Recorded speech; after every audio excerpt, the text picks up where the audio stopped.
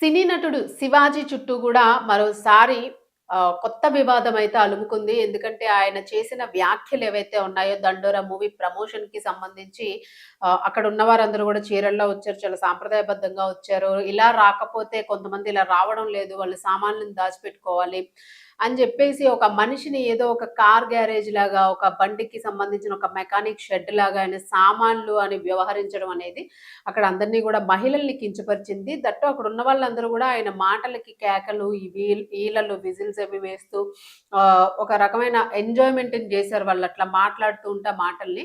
So, అది బాధాకరం. ఎందుకంటే చెప్పొచ్చు. ఇప్పుడు ఎవరైనా గూడా మనకి చెప్పొచ్చు. ఇట్లా ఉంటే బాగుంటుంది. ఇలా రెడీ అవ్వండి. మంచి పద్ధతిగా బావుంటుంది. అందంగా చక్కగా కనిపిస్తారు అని అంటే పర్వాలేదు. కాకపోతే దాన్నొక వ్యంగ్యాత్మకంగా మహిళల్ని కించపరిచే విధంగా ఉన్నాయి ఆ వ్యాఖ్యలని జెప్పేసి మహిళల మనోభావాలను దెబ్బతీసే విధంగా ఉన్నాయని జెప్పేసైతే ఆయన మీద ప్రస్తుతమైతే కేసు ఫైల్ జేయడం జరిగింది. క్షమాపణ చెప్పినా, ఏది చెప్పినా గూడాను కేసయితే మాత్రం ఫైల్ జేయాల్సి వచ్చింది. కేసు ఫైల్ జేశారు. మరి దీనికి సంబంధించి తెలంగాణ రాష్ట్ర మహిళా కమిషన్ కేసును నమోదు చేసుకొని దీన్ని 1998 సెక్షన్ 16(1) అండ్ బి ప్రకారము ఈ విచారణనైతే కొనసాగిస్తున్నట్లుగా తెలుస్తుంది. మరి ఈ విచారణకి ఆయన ఖచ్చితంగాను ఆయన ప్రాథమికంగా ఆయన హాజరవ్వాల్సి ఉంటుంది. ఫిజికల్‌గాను హాజరైన తర్వాత మరి ఆయన ఏ నేపథ్యంలోని ఈ కామెంట్స్ చేశారు అన్న దాని మీద ఆయనైతే మాత్రము విచారణకు హాజరయ్యి డిసెంబర్ 27వ తేదీన 11 గంటలకి ఆయనకి విచారణ ఉంది. దీనికి సంబంధించిన డీటెయిల్స్ అన్నీను లిఖితపూర్వకంగా అలాగే ఆధారాలను గూడా అక్కడ సమర్పించాల్సి ఉంది. ఎందుకిలా మాట్లాడారు? ఎవరిని కించపరుస్తూ మాట్లాడారు? మహిళల్లోని ఎవరిని మీరు లీడ్ తీసుకున్నారు? ఎందుకు మాట్లాడాల్సొచ్చింది? సో, ఈ వివరాలన్నీ గూడా అక్కడ ప్రొడ్యూస్ చేయాల్సిన అవసరం ఉంది అని జెప్పేసి తెలంగాణ మహిళా కమిషన్ అయితే మాత్రం చెప్పడం జరిగింది.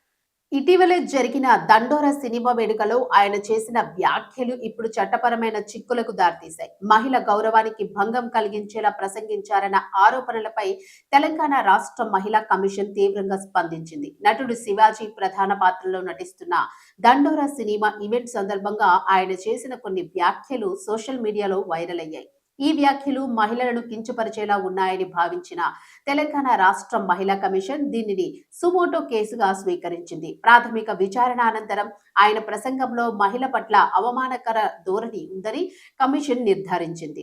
మహిళా కమిషన్ తన అధికారాలను ఉపయోగించి తెలంగాణ మహిళా కమిషన్ చట్టం 1998లోని సెక్షన్ 16(1)(b) ప్రకారము ఈ విచారణను ప్రారంభించింది. కేవలం నోటీసులతోనే సరిపెట్టకుండా వ్యవహారాన్ని లోతుగా విచారించాలని కమిషన్ నిర్ణయించింది. ఈ మేరకు ఇప్పటికే నటుడు శివాజీ అధికారికంగా నోటీసులు జారీ అయ్యాయి. మహిళా కమిషన్ జారీ చేసిన ఆదేశాల ప్రకారం డిసెంబర్ 27వ తేదీ ఉదయం 11 గంటలకు హైదరాబాద్ లోని బుద్ధ భవన్ లో ఉన్న మహిళా కమిషన్ కార్యాలయంలో శివాజీ స్వయంగా కమిషన్ ఎదుట హాజరై తన వివరణ ఇచ్చుకోవాలని కమిషన్ స్పష్టం చేసింది. అంతేకాకుండా సదరు వ్యాఖ్యలకు సంబంధించి తన వద్ద ఉన్న ఆధారాలు లేదా వివరణాత్మక పత్రాలను కూడా వెంట తీసుకురావాలని ఆదేశించింది.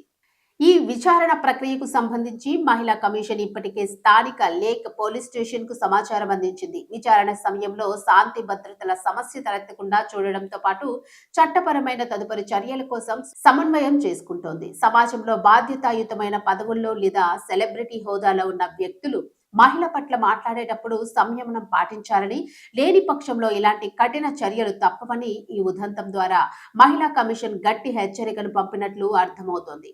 అయితే ఈ అంశం మీద ఇప్పటికే శివాజీ క్షమాపణలు చెబుతూ వీడియో రిలీజ్ చేశారు. అయితే మరి డిసెంబర్ 27న కమిషన్ ఎదుట శివాజీ ఎలాంటి వివరణ ఇస్తారో వేచి చూడాల్సి ఉంది. సో అదండి. ఏదో అంటే నోరుంది కదా అని ఇష్టం వచ్చినట్టు అడ్డగోలుగా మనం మాట్లాడేస్తే ఊరుకోరు.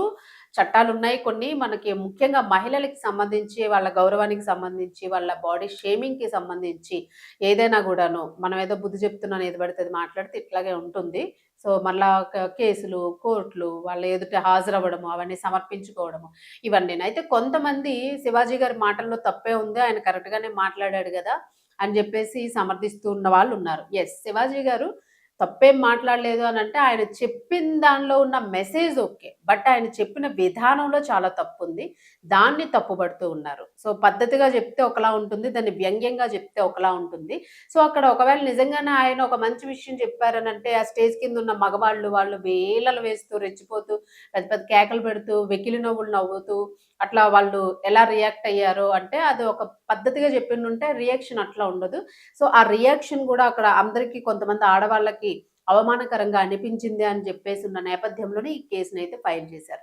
సో, ఎప్పుడైనా, ఎక్కడైనా మాట్లాడే ముందు చాలా జాగ్రత్తగా ఆచితూచి మాట్లాడడం చాలా మంచిది.